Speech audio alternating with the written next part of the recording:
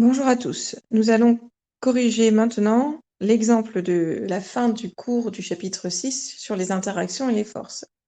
Dans cet exemple, on vous demande de calculer le poids de Neil Armstrong, qui était un astronaute, le premier homme à avoir marché sur la Lune en 1969.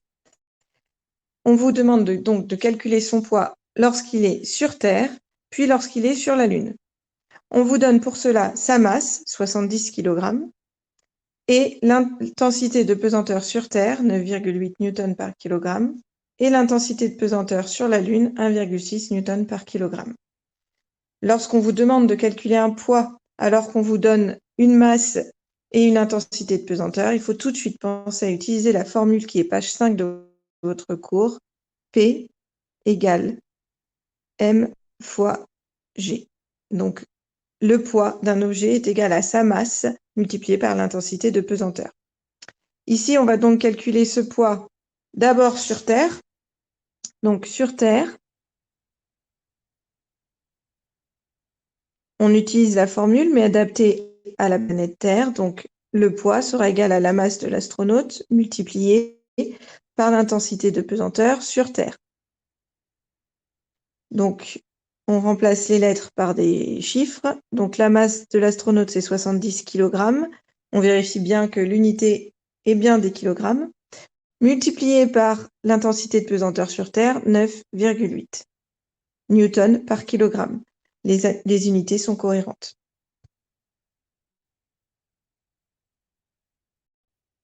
Avec la calculatrice, on calcule donc cette intensité. 70 fois 9,8, c'est égal à 686. Le poids est une force, l'unité est donc les newtons. Le poids de l'astronaute sur Terre est donc de 686 newtons. On fait exactement la même chose lorsque l'astronaute est sur la Lune. Donc, on reprend la formule, mais on l'adapte avec les paramètres de la Lune. Donc, le poids est égal à la masse de l'astronaute multipliée par l'intensité de la pesanteur sur la Lune. On remplace avec les chiffres. La masse de l'astronaute est toujours de 70 kg, puisque cette masse ne change pas où que l'on soit dans l'univers. Multiplié par l'intensité de pesanteur sur la Lune, c'est 1,6. Avec la calculatrice, on fait le calcul et on trouve le poids de l'astronaute sur la Lune, 112, et ce sont toujours des newtons.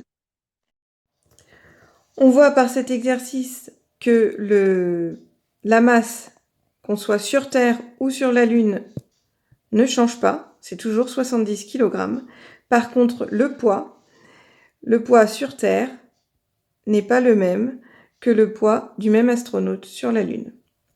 On voit que le poids sur la Lune de cet astronaute est beaucoup plus faible que le poids sur Terre, du fait d'une intensité de pesanteur sur la Lune beaucoup plus faible que sur la Terre. Voilà pour la correction de cet exemple. Si vous avez des questions, n'hésitez pas à nous envoyer un message sur Pronote. Et je vous souhaite bon courage et bonne journée. Au revoir.